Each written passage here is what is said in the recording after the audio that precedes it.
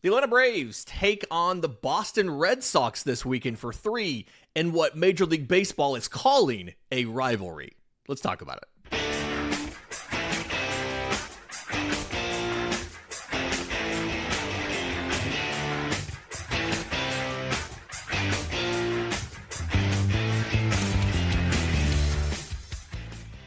Yes, welcome on in to Braves Today, a production of the Believe Podcast Network and presented to you by FanDuel. I'm your host, Lindsay Crosby, author of the Braves Today newsletter over at bravestoday.com.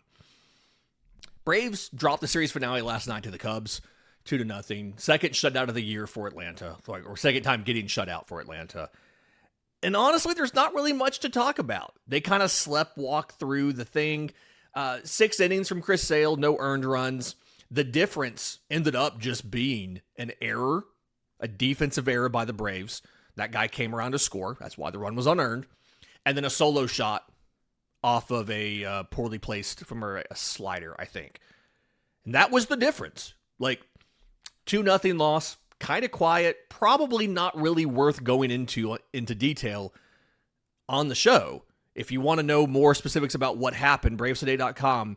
Go find today's 3 things from last night. That is the game story series that we do, where we break down what happened in the game, the turning point, who the player of the game was, the big talking point to come out of it, and I give you a link to the postcast. Go check that out. If you want more info on last night's loss, I'd rather talk about the Boston Red Sox, because they come to Atlanta for 3 starting tonight, and this is a fascinating team. Because they have so much talent, and yet so much is wrong with the Boston Red Sox. As an organization, as a clubhouse, as a roster. And it's, in a lot of ways, they're almost a study in contrasts to the Atlanta Braves. And how the Braves have built a roster and how the Braves are currently constructed versus how the Red Sox are currently constructed. So let's talk about the series, who the Red Sox are as a team. Let's talk about their performance so far this year, why MLB thinks this is a rivalry, and what to expect this weekend, the pitching matchups, all that good stuff. And I guess we'll start with the fact that the Boston Red Sox are not in a good place this year. They've already fired manager Alex Cora. They were 10-17 when they fired him, and they got a tiny small boost by letting him go. Interim manager Chad Tracy, who came up from AAA and has been very well regarded since coming up. There's a possibility he may end up getting the permanent job. He's 8-8 as the manager of the Red Sox, but the team is 18-25. Their Pythagorean win-loss record is 20-23, so a little bit of bad luck. But they have a negative 13 run differential. And they've done okay at run prevention. They're just not scoring runs. They've scored 161 runs in their 43 games. By contrast, the Braves have scored 237. Now, Atlanta has the best offense in baseball, but the fact remains that the Boston Red Sox have really struggled this year to do pretty much anything. And if it wasn't for them kind of beating up on Detroit, they're 5-2 against Detroit. I can't help but think where this team would be right now. They've only been swept once, if I have this right. I think they were swept by the Yankees, and they were outscored 12-3 in the series. But outside of that, they've been in a lot of their contests for the most part. It's just not been great. They started the year, they won their opener against Cincinnati, and then they lost 5 straight, Cincinnati and Houston, before they came home. Kind of a Braves 2025 start, right? They've dealt with their share of injuries. Roman Anthony is on the IL with a sprained wrist. He was already having shoulder issues that was causing his throwing ability was in the tank. He was not in any sort of way impressing from an arm strength perspective before this wrist injury put him down. He's an incredibly talented player when healthy, but he's just not healthy. Garrett Crochet is on the injured list, so the Braves won't have to see him. It actually worked out really well on this. I was going to save that for the pitching matchup section, but it worked out well for the Braves because Garrett Crochet, you never want to see a guy hurt. The Braves don't have to face Garrett Crochet. And then they also missed both Sonny Gray and Ranger Suarez. They pitched this most recent series that Boston played. The Braves will face the back end of the rotation here in this 3-game set. But the things to know about the Red Sox, one, defensively, they just overall are not a good team. They do have individual good defensive players. Wilson Contreras is right there with Matt Olson for like Gold Glove leader in his respective league at first base. Wilyer Abreu in the outfield is a well-regarded defender. Carlos Narvaez behind the plate has been pretty good as a defender. Ceddanne Rafaela has been pretty decent in center field. He can play the infield, but they're using him in center field. But as a team, Boston has struggled, and a lot of it comes to their infield. Outside of first base, they have not been good. It feels like they have not been good defensively, and a lot of it comes down to shortstop, which is Trevor Story. A lot of it comes down to second base, which is Marcelo Meyer. Caleb Durbin's been okay defensively at third base, but he's not hitting, so that's been a struggle for them. They rate out pretty well on the overall metrics on the strength of those stars, those guys that are really good. But from an individual perspective, it's very much like a stars and scrubs situation. It's like how Philly's offense ranks out well in most years, but it's almost entirely carried by those guys at the top. It's the same idea here, right? Whereas like Atlanta, the entire roster is defensively pretty good. You do have the star in Matt Olson, who's amazing, all worldly. You have Michael Harris, who's fantastic. But overall, just everybody's above average. Boston's really that. You have a couple guys who are amazing, and you have a couple guys who are not. And I do feel like defensively in the infield, that's where the Braves have an opportunity to use their preferred strategy of working counts, putting balls into play, and making you make a play. Shortstop Trevor Story is a negatively graded defender at short. He is outright bad, -2 fielding run value. He gets dinged on his range. It honestly feels like they need to move him off of the position. And I'm very, very glad the Braves did not try to go out and get Trevor Story. That was one of the common solutions to solve shortstop in the offseason for the Braves was, hey, go trade for Trevor Story. Let's not trade for Trevor Story. Just not having a good year overall. What's funny is that offensively, he's also not having a good year. He has a WRC plus of 47. He's walking 4.5% of the time, and he has a 32.4% strikeout rate. So it's kind of one of those Office Space, like, what exactly would you say it is that you do here things? Just not really negative WAR on Fangraphs, not contributing in any way to the success of the Boston Red Sox, which they're not having success. So there you go. Jarren Duran in left was another common Braves like, hey, go get Jarren Duran for left field. He's having a rough start to the season. 43 WRC plus, a 529 OPS, strikeout rate of like 26%, walk rate of 6%. The league average walk rate this year is in the 9s. And we're not 100% sure why. There's some connection to ABS, but we don't really know exactly why it is the walk rate is so high this year, which is kind of funny to think about. We just don't know. But only 3 players on Boston's roster have a walk rate above that. Or three starter. Three total. Like Wilson Contreras at first base. WRC plus of 128. 11.5% walk rate. He's still striking out 27% of the time. It's not great. Wilyer Abreu, 11.2% walk rate. WRC plus of 137. Matsutaka Yoshida, 109 WRC plus. He is above average, 13.8% walk rate, which is funny because his strikeout rate's only 9% and change.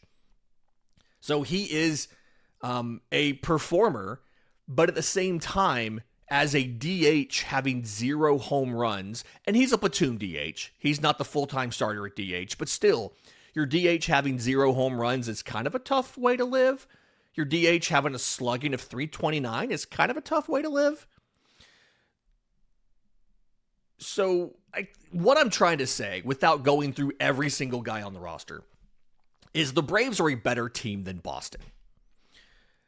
And there's an opportunity here to win another series. I think the place the Braves are in the standings and on leaderboards for performance versus where the Red Sox are, the minimum expectation here should be winning the series. I'm also kind of curious why we're playing Boston in Rivalry Weekend. Let's talk about that next, right here on Braves Today. But first, this episode is brought to you by IQ Bar, our exclusive snack, hydration, and coffee sponsor. IQ Bar protein bars, IQ Mix hydration mixes, and IQ Joe mushroom-infused coffees are the delicious, low-sugar brain and body fuel you need to win your day. The Ultimate Sampler Pack is a great way to try all of their products and flavors. You get 9 IQ Bars, 8 IQ Mix sticks, and 4 IQ Joe sticks. All IQ Bar products are clean label certified and entirely free from gluten, dairy, soy, GMO, and artificial ingredients. With over 20,000 5-star reviews and counting, more people than ever are fueling their busy lifestyles with IQ Bar's brain and body boosting bars, hydration mixes, and mushroom-infused coffees. Their Ultimate Sampler Pack includes all 3, and right now, IQ Bar is offering our podcast listeners 20% off of all IQ Bar products, including that Ultimate Sampler Pack, plus free shipping. To get your 20% off, text MLB to 64000. That's MLB to 64,000. Messages and data rates may apply. See terms for details. This is Rivalry Weekend in Major League Baseball. If you were curious on the tie-in, yes, there's a business tie-in. It's presented by Booking.com, and they're doing a couple things to promote that. One that may interest you, they are doing free MLB.TV access all weekend. As part of this tie-in, as I understand in the email that I got from MLB's PR team, free MLB.TV to watch every game all weekend, minus the national broadcasts. Like Apple TV still has a game on Friday night. But the idea behind this is they're almost all interleague matchups. Not every single one of them are. There are 4 non-interleague regional-based matchups. And a lot of these have names. But Diamondbacks versus Rockies is a regional matchup by MLB. Blue Jays and Tigers, I didn't realize this. It's like a 3 or 4 hour drive from Detroit to Toronto, like a straight shot. I don't quite think I properly contextualized how close those teams were, like in my head. But it's like a 230-mile drive to get from Detroit to Toronto. But I just never thought about how close they were. Like when I think about teams that are close to other teams, that's not the first thing that comes to mind. But there's a regional matchup there. Phillies Pirates, I think that makes a ton of sense for a rivalry. They're in the same dang state. Rangers Astros actually has a name. That's the Silver Boot Series. And a lot of these have names. Some of them were made up for this. Some of them are kind of dumb, honestly. But there you go. And then the interleague rivalries, a lot of these are geographic as well. Subway Series, Yankees versus Mets. Freeway Series is Dodgers versus Angels. Some of the branding for that one's pretty cool. They kind of adopt the interstate sign. But apparently you can just take I-5, which is the Santa Ana Freeway, and you can get from one ballpark to the other. So that's why they call it the Freeway Series. The Crosstown Classic is Cubs versus White Sox. Same city, makes sense. Battle of the Beltway, Orioles versus Nationals. Makes a lot of sense. The Ohio Cup, Guardians versus Reds. I don't know that they have ever called it the Ohio Cup until this. If I'm wrong, I'm wrong. The I-70 Series, Cardinals versus Royals. Okay, fine. Battle of the Bay, Athletics versus Giants. The A's are no longer in the Bay, but whatever, let's go with it. Citrus Series, Rays versus Marlins. Okay, same state, whatever. The Vetter Cup has a trophy designed by Eddie Vedder because the Padres and the Mariners are playing in this, and he has ties to both cities. Okay, that's fine. Twins versus Brewers. That makes sense. Red Sox versus Braves is the historical rivalry here. And the explanation from Major League Baseball. Again, I said something about this on social media. Somebody with MLB PR kind of reached out with some more background information. This was created because they had to find, these were the teams left over, right? But the idea here is because the Braves were previously in Boston, that's why they call this a historical rivalry. The Braves franchise began as the Boston Braves in 1871. It's actually like 30 years before the Red Sox franchise was created. They became the Boston Americans in 1901. And the Braves, the first team in Boston, the Bean Eaters, the Doves, they officially became the Braves in 1912. And for a little while, the Braves actually used Fenway Park as their home stadium. The end of the 1914 season, the Braves played in Fenway Park while their ballpark was being built. And for some reason, the Red Sox were the team that really clicked in the city of Boston. And so the Braves struggled to get attendance. They finally relocated to Milwaukee in 53 and then Atlanta in 66.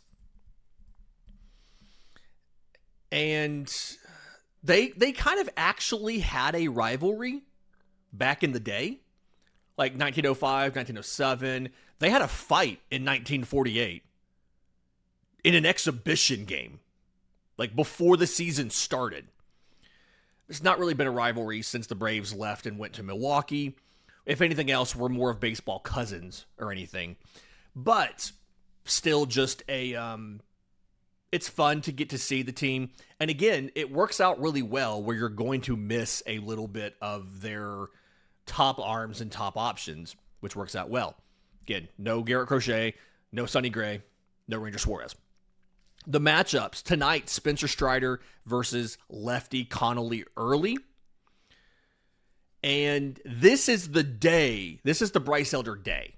If you were putting him on regular rest, he would start today, and then Strider would have 2 additional days of rest to start on Saturday because he pitched last Saturday in Dodger Stadium. But Elder's made almost every single start on regular rest, on routine, and he likes the routine. Some pitchers are just like that. Max Fried was the same way when the Braves were aggressively trying to buy rest for everybody. He didn't want to be in that group. He wanted to be on that routine of every 5th day he got the ball. I don't think the Braves have directly addressed it. This may just be something where, hey, they're buying him a day of rest here. Maybe they thought he was a little shaky the last time out, and they just wanted to get him a little bit extra rest before they go back to putting him on every 5 days. But lefty Connolly Early versus righty Spencer Strider tonight. And then Bryce Elder goes tomorrow against lefty Payton Tolle. So the Braves face 2 lefties in the first 3 games. Game 3, as of now, is Grant Holmes, and a TBD, it lines up for Brayan Bello to get the start for Boston. One of their young guys that they signed to an extension, and then he's struggled maybe a little bit more than they would have wanted this season, but he is signed long-term, so they got to figure it out. I think it's technically a TBD because they may do something different, but they need to, he needs to figure it out, so they're not just going to move on from him. And then the Braves are using Martin Perez on Monday in Miami. I think the thing with Holmes over Perez in the series finale, this is not coming from the team, this is my speculation, is Boston's offense has really struggled this year overall, but the one place where they are doing pretty well is against lefty starters. They have it's not the best statistic. They have a batting average 45 points higher against lefties than righties. They're hitting 224 off of righties. They're hitting 269 off of lefties. Nice. Their slugging percentage off of lefties, 407. Against righties, it's a 336. This is a team that is really struggling this year. I was not kidding when I told you this is just not a great Boston Red Sox team. Their OPS is 95 points better against lefties than righties. And so, without having heard exactly why from Walt Weiss, I'm imagining that since they're trying to go with 6 starters right now, what made the most sense to them was to push Martin Perez to Miami and have Grant Holmes, the righty, face the Red Sox in Game 3. And there's a little bit of concern out there, and I've expressed the same question about Atlanta's lefty optimized offense not being nearly as, or the lineup not being nearly as scary for opposing pitchers as the righty offense, right? When you're facing a right-handed pitcher, Dominic Smith is in the lineup. Mike Yastrzemski has picked it up recently. He is in the lineup. When you face a lefty, you're swapping Dominic Smith and Mike Yastrzemski right now with Sandy Leon behind the plate while Baldwin DHs, and Jose Azocar in right field in place of Mike Yastrzemski. It's been Eli White when he's healthy. He's still in the concussion IL. We don't have an estimated date for him to return. And Eli White, this season in a small sample size, has a 114 WRC plus against lefties versus a 28 against righties. I'm not saying he's unplayable against righties, but the thing he's been good at this year has been lefties. Very small sample size, I know. And what's funny is Mauricio Dubon has historically been better against lefties than righties, and he's not yet hitting against lefties this year. He has a 71 WRC plus against lefties and a 120 against righties. But they've been leading him off against lefties because historically he's been very good. That's part of the danger of taking these sample sizes as gospel, taking these small sample size things as gospel. So again, the lineup versus a lefty doesn't look as threatening. But performance-wise, when you look at the splits on the year, Atlanta's batting average is within 5 points of what it is against righties when they face lefties. Yes, is within 40 points. Their slugging's within 25 points of where it is against a lefty as where it is versus a righty. And actually, against lefty starters, the Braves have a higher OPS than they do against righty starters. A lot of Atlanta's production against right-handers anecdotally feels like it's coming from the bullpen rather than coming against that starter. Against right-handed starters, the Braves have a 768 OPS. Against left-handed starters, it's a 797. And the thing that I'm noticing is Braves lefties are hitting left-handed pitching pretty well. 802 OPS against Atlanta's lefties against left-handed pitching. This is a very, very good offense. And the other thing that I think helps is the Braves, we've talked about this before, but the Braves have like doubled and tripled down on the clubhouse thing, on the fit, the culture, and all of that. And you've heard all of the new additions. You've heard Dom Smith. You've heard Mauricio Dubon. All these guys talk about how great the culture is and the clubhouse is in Atlanta. Boston is in the exact opposite situation. There is zero relationship between the front office in the clubhouse and the coaching staff and front office. That's why Alex Cora and most of his staff was let go. And then even within the clubhouse, the younger players and the veterans don't get along. There's been multiple situations in the media where the veterans threw some shade on the young players and the young players fired back in the media. Whenever the Braves have a disagreement, we almost never hear about it. It's almost always behind closed doors. And they resolve it, and we never know about it. Boston, they're out there sniping at each other in the media. Guys in the clubhouse. Players sniping at each other to reporters. Boston's a train wreck. Just everything about this, they've made terrible trades. The relationships between management and the clubhouse, inside the clubhouse, all of it's a train wreck.